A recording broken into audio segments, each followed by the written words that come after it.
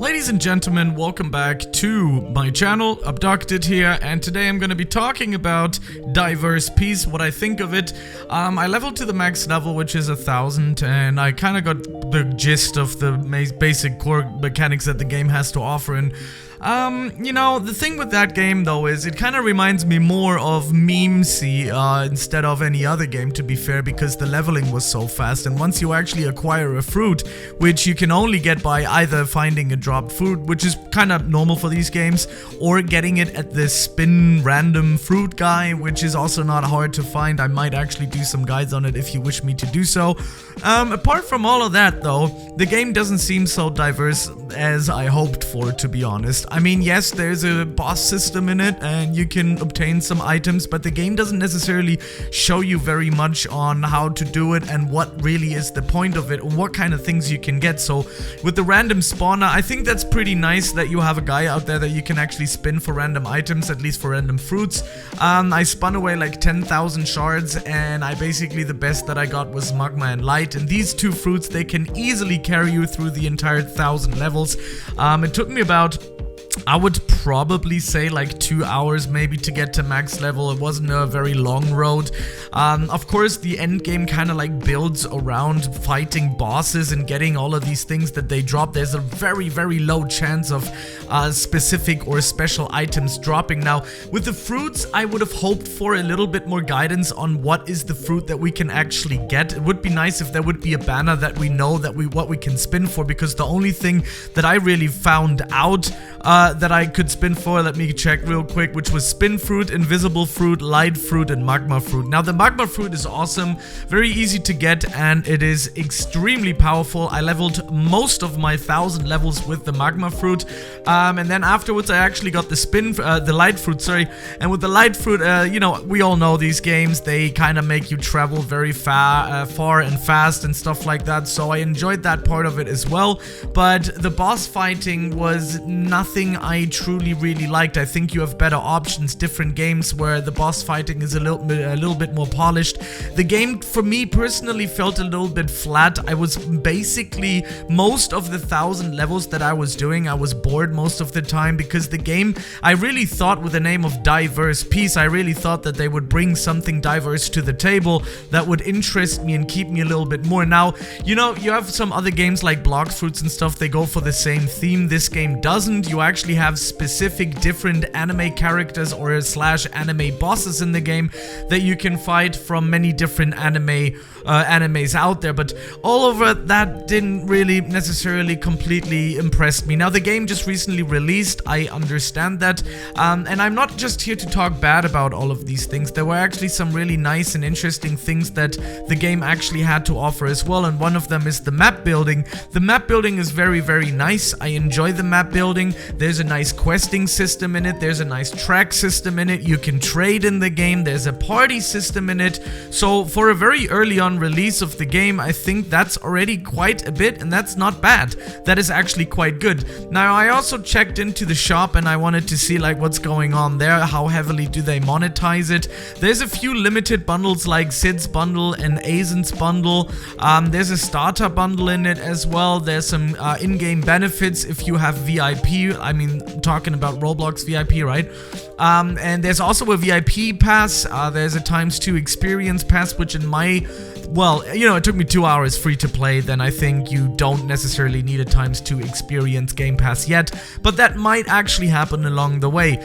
There's also ×2 money. There's a items notifier, a Nightblade game pass, don't really know what that is, probably some sort of an item, and then there's also an Ace game pass, and I also don't know what that is. Now, in the game, you can literally buy also anything you really want. You can buy a race reroll, trait reroll, potential reroll, hockey, color reroll, race rerolls again, like a bigger bundle. Then you have a bigger bundle for trait rerolls and stuff like that. And of course, kind of like the biggest, how do I say this? The biggest currency in the game would be the shards, and you can buy those as well. So I would probably give it an 8 out of 10 when it comes to like really how they monetize the game. They pretty heavily monetize it.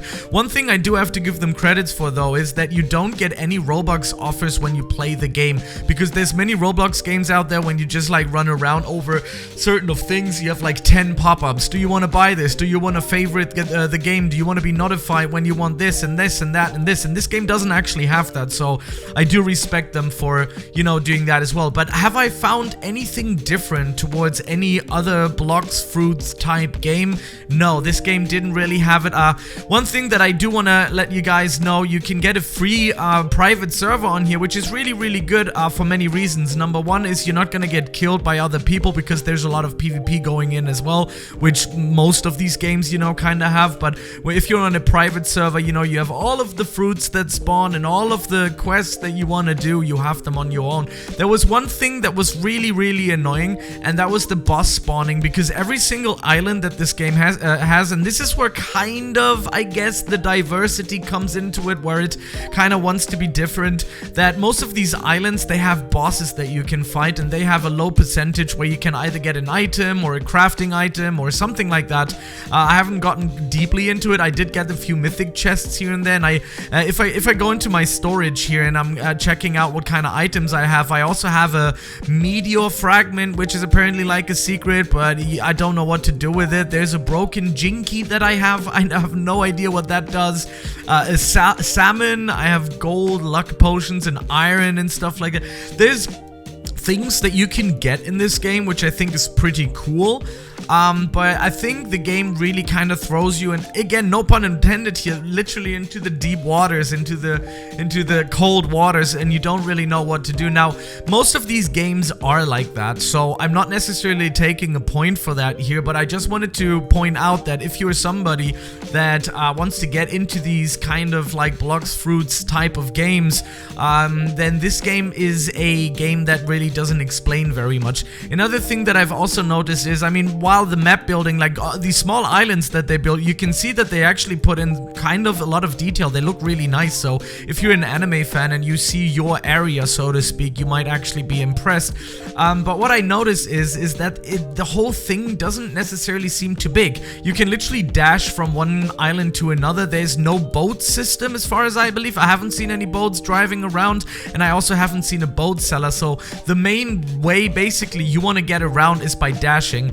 And another downside that I noticed myself as well was straight from the beginning, when you play through like let's say the first 100 and 200 levels, and then you decide, you're like, okay, I have a little bit of cash, a little bit of stardust or whatever it's called, right? Then you're gonna go, well, shards in this game, right?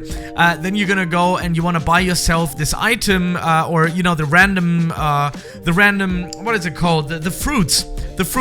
And there's this place down here which is called Wano Kuni, and this is where you can basically get them, and then you just buy yourself a nice fruit, you want to use it, and then you're like, damn, I went for combat all along, especially as a beginner.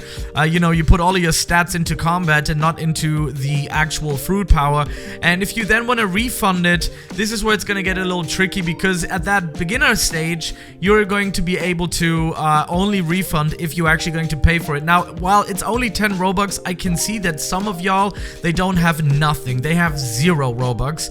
And, you know, I'm not judging at all. Like, I have like 30 Robux on my account, so, you know, I don't spend a lot of Robux. I'm like more the type of guy that likes to grind these games. But I did have to buy myself a refund for 10 Robux, so I had to, so I could actually try out my fruit here. Now, there is a way of getting it free to play with shards. So basically what you do is you fight bosses, and you get a specific amount of shards. By the time you reach about level 1000, I had about almost 10,000 shards. It was like 7,800 or something like that. And then you can come again to Wano Kuni and go to the banner. There's like 2 banners on it. There's the random fruit spawner banner thing, and then there's this normal gacha banner. And if you actually start going for the standard, as far as I believe, you actually can get some reroll scrolls, and I actually got some. So you can get it for free, but it's a little bit hidden. And if you're in the beginning and you just want to try out your, you know, your powers and stuff like that, or reset because you reskilled wrong, you kind of like forced almost almost to pay for it unless you want to have a really unpleasant journey in this game by running around by just using combat. So for me personally, just if you watch this video right now, I would highly suggest you guys to not go for it, to put too much into combat. You can on the beginner island, on the first island, you can put some stuff into the katana, but all over, you know, whether or not you're gonna be kind of forced somehow to restat at one point, right?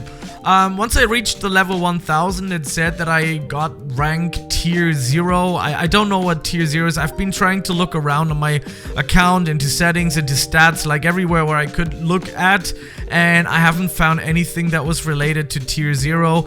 Don't know what it means. Sadly, the game doesn't explain it to you. Sometimes these things, they just randomly pop up and you are not able to read them anymore, and that is something that I think is a little sad, because, you know, there's a lot of things that might go over your head and you have like no way of actually recollecting on what you actually gained and whatnot. So overall, what do I think of this game? It's a solid experience where if you just want to have a quick game where you, you know, if you really want to go into one of these genres, then Blox Fruits is the way, but we all know how long Blox Fruits takes. Now, this game actually, exactly like Memesy, it takes a really fast way. Like, it doesn't take a long time for you to max level to level 1000, and then you can start fighting the bosses. And even then, I gotta tell you, I think the boss fights are really annoying. I don't like them.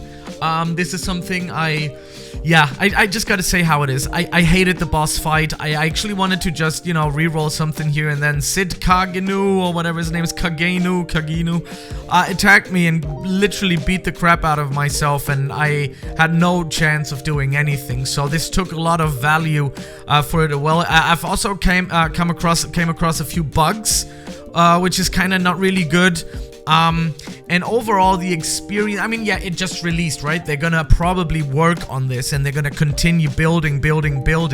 For me personally, as of now, as state of now, I will definitely revisit this game, but I gotta tell you, I was bored in these 2 hours leveling it, and I wasn't too, like, I'm not a hater, but it just wasn't for me. So for me personally, it's a don't play, but you might have a total different idea on these things. I've seen it had like 98% thumbs up, so you guys out there like it, but I gotta stay true to what I think about these games. I gotta tell you my honest opinion on these things. For me personally, it will probably be a no play unless this video gets like 1 million views, but I highly don't think that this is gonna ever happen. So yeah, I might return. If you guys want me to really return to this thing, then I will, but for me, as of now, it's a no play. Thanks for watching. I hope you guys enjoyed this, and I'll see you in the next one. Goodbye. Peace.